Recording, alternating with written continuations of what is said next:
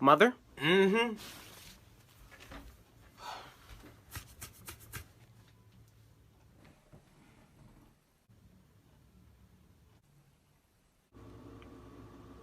Close my fridge. But I'm hungry. Close my damn fridge! But how do I get to the... Mom? What? I'm hungry. Well, eat then! But I need to open the fridge to get the food. Well, do that! Like, why is he telling me this? Okay.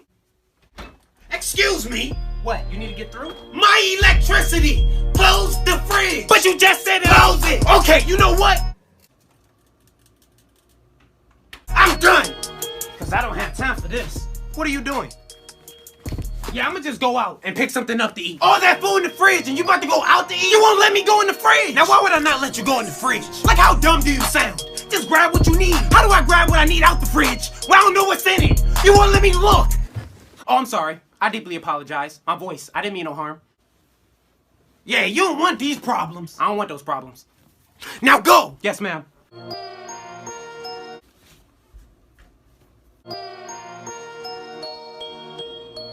Can I open the fridge?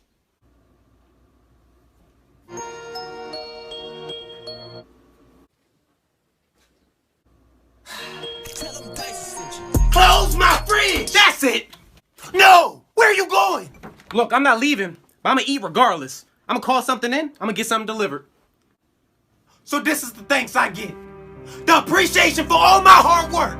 I be at home, working over a hot stove for hours, just to make sure you have food in your stomach. I work hard so that you can have a roof over your head.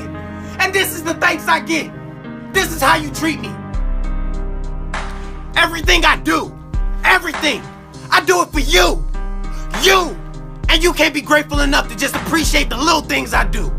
Now that's foul. That's foul. All I'm asking for is a little bit of love and support. That's it. That's it. Look, I didn't look at it that way. I'm sorry. I'll go.